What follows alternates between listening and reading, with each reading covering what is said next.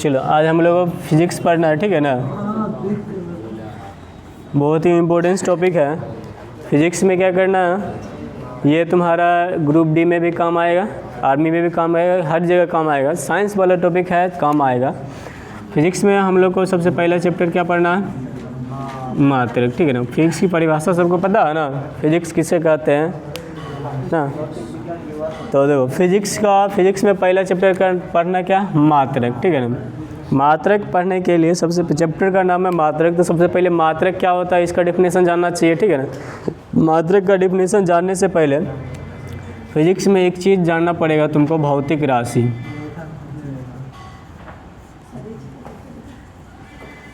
ठीक है ना, फिजिकल क्वांटिटी, ठीक है ना। भौतिक राशि किसको कहते हैं, बोलो, भौतिक राशि किसको कहते हैं, मापने की इकाई। देखो मात्रक क्या होता है, जिस पैमाना से किसी भौतिक राशि को मापते हैं उसे क्या कहते हैं, मात्रक कहते हैं, ठीक है ना। भौतिक राशि क्या होता है, देखो भौतिक राशि उसको कहते हैं फिजिक्स में, जैसे बल, द्रव्यमान, त्वरण, वेग, चाल, दूरी, सब क्या भौतिक राशि होता है। तो ये सब को हम लोग क्या करते हैं, मापते हैं, तौलते हैं ना, तौलते हैं या मापते हैं, कुछ भी करते हैं। तो भौतिकी में जिसको मापा या तौला जा सके उसको क्या बोलेंगे, भौतिक राशि, ठीक है ना। जिसको क्या परिभाषा क्या लिखना है, जिसे लिखते हुए चलो, मापा या तौला जा सके, ठीक है ना, उसे क्या कहते हैं, भौतिक राशि। भौतिक राशि मुख्य रूप से कितने प्रकार के होते हैं, 2 प्रकार के होते हैं। पहला कौन सी है, मूल राशि या मूल भौतिक राशि, या इसको आधारी भी बोलते हैं, आधारी भौतिक राशि, ठीक है ना, भौतिक राशि, ठीक है। और एक होता है कौन सी, व्युत्पन्न भौतिक राशि या राशि भी बोल सकते हो। देखो मूल मतलब क्या, नाम से ही स्पष्ट है, मूल भौतिक राशि किसको बोलेंगे, जिसका अपना मूल हो, ठीक है ना, उसका जड़ खुद का हो, दूसरे का नहीं हो, खुद का हो।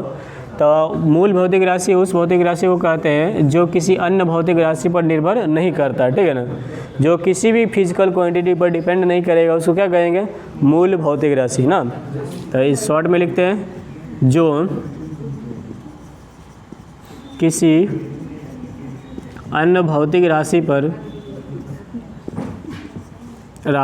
निर्भर नहीं करता, ठीक है ना, निर्भर नहीं करता, ठीक है ना, उसको क्या कहेंगे, मूल भौतिक राशि। अब व्युत्पन्न मतलब क्या होता है, किसी से उत्पन्न, ठीक है ना। तो वैसी भौतिक राशि जो क्या हो, मूल भौतिक राशि से उत्पन्न हुआ हो, उसे क्या कहेंगे, व्युत्पन्न भौतिक राशि। क्या बोलेंगे, जो मूल भौतिक राशि से बना हो या पर निर्भर करता हूँ,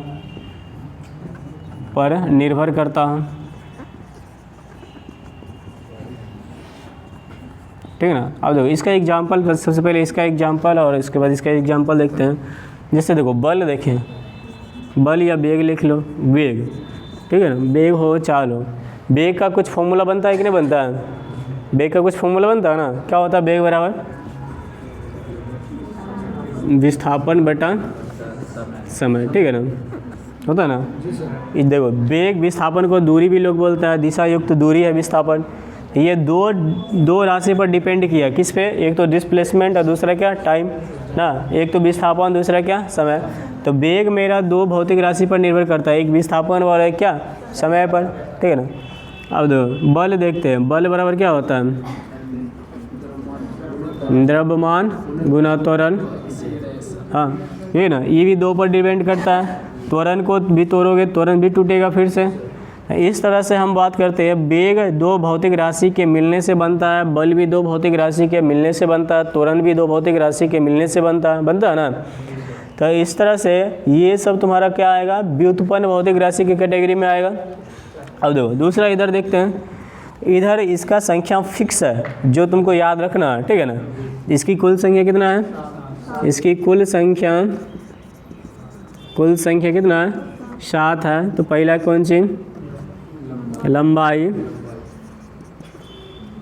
हाँ लंबाई को दूरी भी बोलेंगे या विस्थापन भी बोल सकते हैं, दोनों सेम है, दूरी विस्थापन या लंबाई दोनों क्या है बराबर। लंबाई, दूसरा मारेंगे ना द्रव्यमान, तीसरा क्या समय, चौथा क्या ताप, पांचवा क्या विद्युत धारा, ठीक है, छठा क्या ज्योति तीव्रता,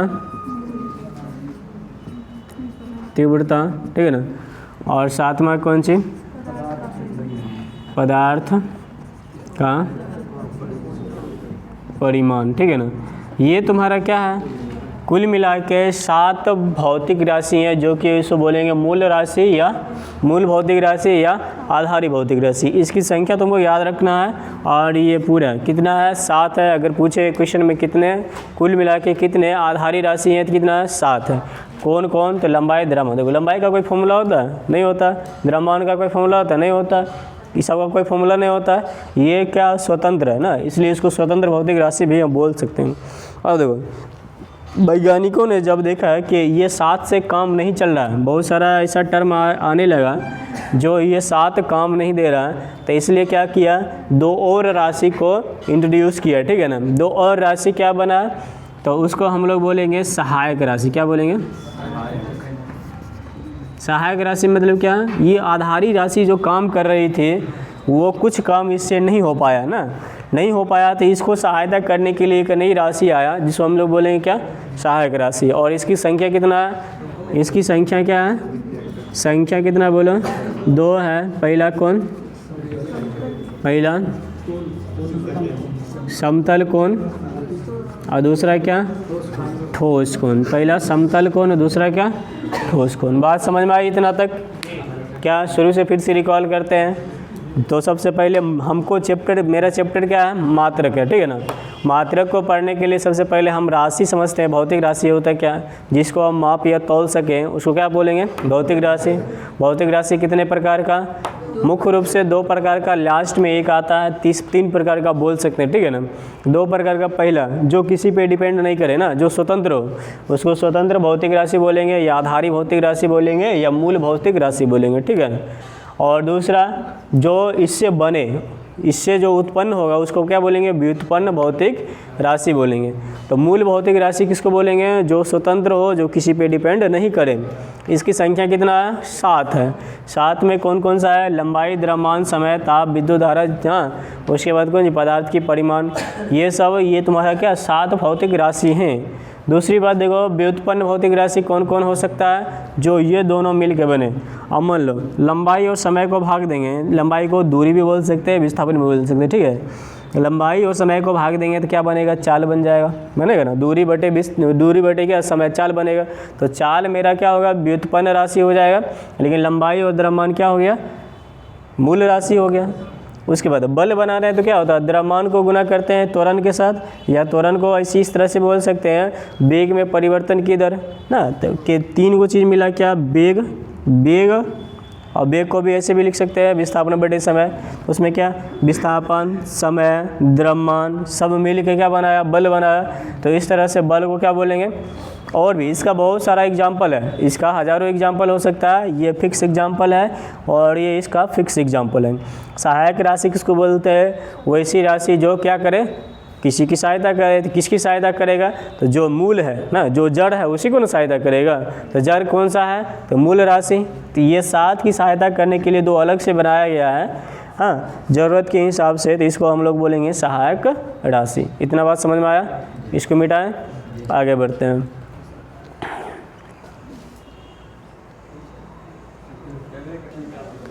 देखो अब भौतिक राशि पढ़ लिए, ठीक है ना। भौतिक राशि से लंबाई को मापने के लिए किसी न किसी चीज़ का इस्तेमाल करते हैं ना, हाँ नापते हैं ना, लंबाई को मापते हैं। आयतन ले लिए, ठीक है ना, आयतन को हम क्या मापते हैं ना, किसी न किसी चीज़ से मापते हैं। तो जिस चीज़ से मापेंगे, जिस यंत्र से मापेंगे, उस यंत्र को हम लोग मात्रक बोलते हैं। मुख्य रूप से क्या बोलेंगे मात्रक। तो यहाँ से मात्रक क्या होगा, मात्रक यूनिट किसको बोलेंगे, तो भौतिक राशि को हाँ मापने के लिए उपयोग किए जाने वाले यंत्र को क्या बोलेंगे मात्रक बोलेंगे, या उपयोग की जाने वाली पद्धति को क्या बोलेंगे मात्रक बोलेंगे। जैसे लंबाई को मीटर में मापते हैं, द्रव्यमान को क्या केजी में मापते हैं, ठीक है ना, समय को क्या सेकंड में मापते हैं। ये हमारा क्या होगा मात्रक होगा। क्या होगा मात्रक होगा। मात्रक की परिभाषा क्या होगा ना, भौतिक राशि को मापने के लिए लिख लो, लिखते चलो, भौतिक राशि को मापने की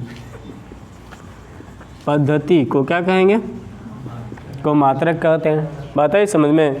तो मात्रक किसको बोलेंगे, तो भौतिक राशि को मापने की पद्धति को क्या कहेंगे, मात्रक कहते हैं। इस तरह से मात्रक को भी हम डिपेंड कर सकते। देखो यहाँ पे होता था पहले अलग अलग देशों में अलग अलग मापन की पद्धति होता था। कहीं लंबाई को मीटर में मापते थे, कहीं सेंटीमीटर में मापते थे, कहीं क्या फुट में मापते थे, ठीक है, पाउंड द्रव्यमान का होता है कहीं। इस तरह से क्या होता था, अलग अलग देशों में अलग अलग पद्धति थी सिर्फ लंबाई को मापने का। फिर द्रव्यमान को भी कहीं केजी में मापता था, कोई ग्राम में मापता था, कोई पाउंड में मापता था। इस तरह से क्या होता था, व्यापारियों को या लोगों को असुविधा होता था। कहीं से खरीद के लाया पाउंड में, बेचना उसको केजी में, कैसे करेगा। तो कैलकुलेशन में बहुत ज़्यादा क्या परेशानी हो रहा था। इसलिए एक सम्मेलन बुलाया गया और सम्मेलन में बताया गया कि सभी राशियों को मिला के एक राशि तैयार किया जाए, ठीक है। एक राशि तैयार किया गया और उसी को बोलते हैं इंटरनेशनल सिस्टम यूनिट, ठीक है, एसआई यूनिट। क्या बोलेंगे, एसआई यूनिट, ठीक है ना। एसआई यूनिट का ज़रूरत क्यों पड़ा, क्योंकि पहले तो था विभिन्न देशों के लोग अपने देश के सीमा के अंदर रहता था, तो उसको कोई परेशानी नहीं होता था। जब दूसरी ग्लोबलाइजेशन आया, दूसरे देश का बाज़ार दूसरे देश में गया, ठीक है, दूसरे देश का व्यापारी दूसरे देश में गया, तब तो परेशानी होगा ना। इसी परेशानी को सॉल्व करने के लिए सभी साइंटिस्टों ने मिलकर क्या किया, एक नया सिस्टम तैयार किया, जिसको हम लोग बोलेंगे कौन सी, इंटरनेशनल सिस्टम यूनिट, ठीक है, एसआई यूनिट। उल्टा लिखते हैं एसआई यूनिट। अब देखो यहाँ से तब मात्रक कितने प्रकार का हो सकता है, पहले के कौन कौन सी पद्धति चलता था। तो पहले चलता था क्या, ये लिख लेते हैं, पहले MKS बोलते हैं, FPS ले लो, CGS और MKS, ठीक है ना। अब देखो FPS, इसमें क्या बोलेंगे, फुट पाउंड। देखो पहला जो है किसको माप रहा है, लंबाई को माप रहा है, ठीक है ना। लंबाई को फुट में, द्रव्यमान को पाउंड में, समय को सेकेंड में मापेगा, ठीक है ना। CGS में क्या, सेंटीमीटर ग्राम सेकेंड, यानी लंबाई को सेंटीमीटर में, द्रव्यमान को ग्राम में और समय को सेकेंड में। MKS में क्या होता था, मीटर केजी सेकेंड। ये ब्रिटिश था और सब फ्रांसीसी लगभग था।